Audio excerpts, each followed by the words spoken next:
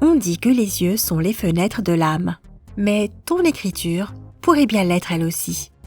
Et oui, il y a même une science qui l'étudie. La graphologie, elle permet de déterminer différents traits de personnalité simplement en examinant les petits détails de l'écriture d'une personne. Tu veux en savoir plus? Alors, on y va.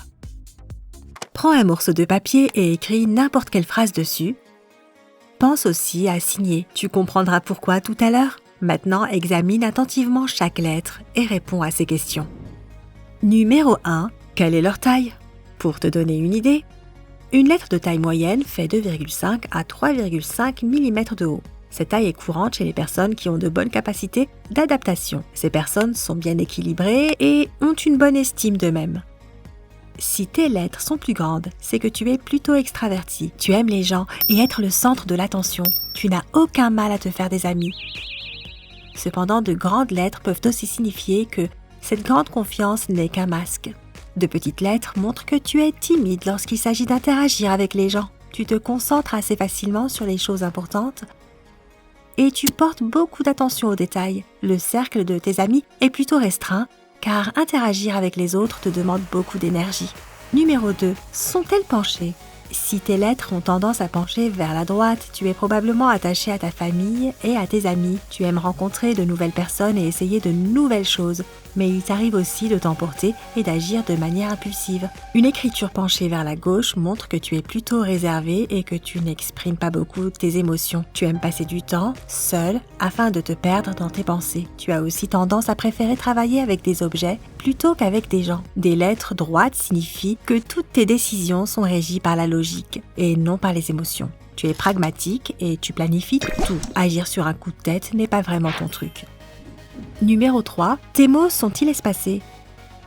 Un espace important entre chaque mot indique que tu préfères garder tes distances avec les gens. Tu as du mal à entrer en contact avec les autres, même avec tes amis les plus proches. Tu apprécies ton jardin secret et c'est pourquoi tu es très prudent en ce qui concerne ta vie privée. Un espacement étroit montre que tu cherches à être proche des autres émotionnellement, mais souvent ce désir pousse à oublier que les autres ont leurs limites et qu'ils ont aussi besoin de passer du temps sans toi. Tu aimes les câlins et les autres marques d'affection. Numéro 4. Les lettres du même mot sont-elles serrées ou non? Des lettres serrées sont une marque de manque de confiance et d'insécurité. Et si c'est ton cas, tu ressens peut-être une certaine tension et tu as du mal à demander de l'aide aux gens. Si l'espace entre tes lettres est moyen, tu es de nature plus ouverte et extravertie et tu es capable de sympathiser avec tout le monde. Le changement ne te fait pas peur car tu sais facilement comment t'adapter. Des lettres éloignées les unes des autres reflètent une personnalité facile à vivre. Tu te sens à l'aise avec les autres et avec toi-même. Partager tes idées et tes émotions avec ton entourage est important pour toi, mais tu peux faire preuve de quelques problèmes d'autodiscipline. Numéro 5. Les lettres du même mot sont-elles attachées? Si tes lettres sont attachées, alors tu sais faire preuve de logique. Quand tu travailles sur quelque chose, tu n'aimes pas être interrompu parce que tu te plonges complètement dans ce que tu es en train de faire. Tu as une vie très active et tu aimes rester occupé. Des lettres séparées révèlent une nature défensive. Mais tu as aussi une bonne intuition qui t'aide à éviter les mauvaises situations. L'un de tes points forts est ton imagination, grâce à qui tu as souvent de bonnes idées. Numéro 6. Quelle pression appliques-tu sur le stylo? Une légère pression montre que tu es sensible et empathique. Tu sais soutenir les autres dans les mauvais moments. Cependant, il t'arrive de ressentir des baisses d'énergie. Écrire en appuyant fort est typique des gens engagés dans certaines activités ou auprès de personnes proches. Ils prennent les choses très au sérieux, ce qui les rend parfois un peu tendus. Numéro 7. Lettres majuscules ou cursives? Si tu préfères écrire en lettres majuscules, il est fort probable que les autres te considèrent comme très confiant.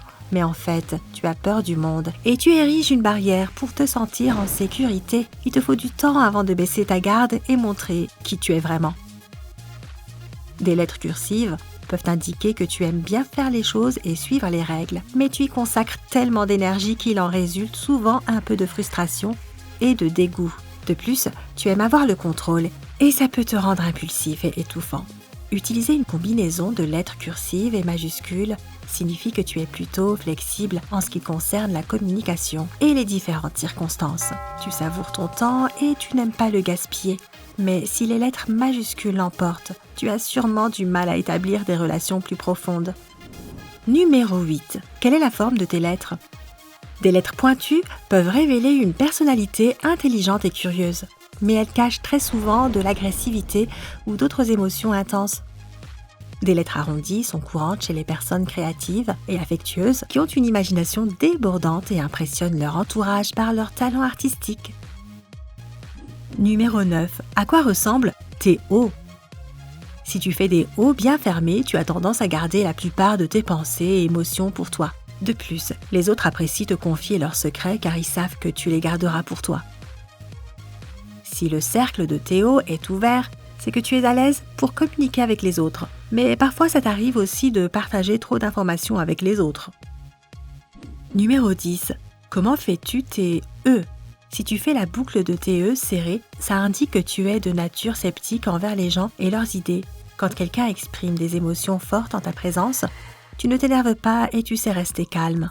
Une boucle plus large suggère que tu es plus ouvert d'esprit. Il n'y a rien de plus intéressant pour toi que de vivre de nouvelles expériences et d'explorer l'inconnu.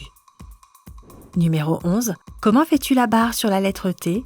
Si tu fais une longue barre, tu dois être connu pour ton enthousiasme et ta détermination. Mais parfois, tu dois être aussi un peu têtu. Une barre courte signifie que tu as tendance à être un brin paresseux et à repousser les choses jusqu'à la dernière minute. Si tu mets la barre tout en haut du T, c'est que tu as de grands projets et beaucoup d'ambition. Tu t'acceptes et tu t'aimes tel que tu es. Si tu places la barre au milieu, tu es de nature confiante et optimiste, mais parfois tu sembles en attendre plus de la vie. Numéro 12. Que dit ta signature de toi? Si ta signature est nette et lisible, tu dois avoir une forte personnalité et tu n'aimes pas faire semblant. Si ta signature est illisible, c'est que tu attaches de l'importance à la vie privée et ça doit être assez difficile de lire en toi. Comme tu l'as vu, déchiffrer les secrets d'une écriture manuscrite n'est pas si difficile et peut fournir beaucoup d'informations très intéressantes. Mais la manière dont tu écris ne révèle pas seulement ton caractère, elle peut aussi révéler certaines choses sur ta santé. Par exemple, si tu écris de manière brutale, tu peux y voir un signe d'hypertension artérielle. Des lettres serrées, minuscules, avec une inclinaison variable et difficiles à lire peuvent indiquer des troubles psychologiques ou cérébraux. D'ailleurs, dans les enquêtes criminelles, la police travaille souvent avec des graphologues. Et c'est comme ça qu'elle découvre quand quelqu'un ment, plus particulièrement quand il y a des changements de style d'écriture dans un même texte. Et voici une dernière question. Écris-tu souvent avec un stylo? Dis-le-nous dans les commentaires. À l'ère du numérique, on utilise de moins en moins l'écriture manuscrite. Pianoter sur un clavier semble être plus pratique, mais sache que la bonne vieille méthode a des avantages qu'aucun appareil électronique ne peut apporter. Déjà, écrire à la main permet de garder les informations en mémoire beaucoup plus longtemps. En écrivant sur un ordinateur, tu traites les informations de manière plus superficielle et tu les oublies donc plus vite. L'écriture manuscrite te pousse à analyser et résumer les choses dont tu veux te souvenir. C'est d'ailleurs pour ça qu'elles te reviennent plus vite à l'esprit. Ensuite, écrire à la main est un excellent moyen de maintenir ton cerveau en forme. Une étude menée par la psychologue Karin James de l'Université de l'Indiana a démontré que l'écriture manuscrite stimule des régions spécifiques du cerveau, contrairement à l'écriture sur clavier. Et plus ces régions sont stimulées, plus tes capacités cognitives se renforcent. Et je terminerai sur ce proverbe très inspiré.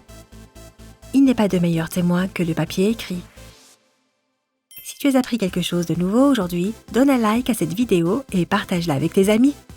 Et voici d'autres vidéos que tu devrais apprécier. Il te suffit de cliquer à gauche ou à droite et de profiter du spectacle.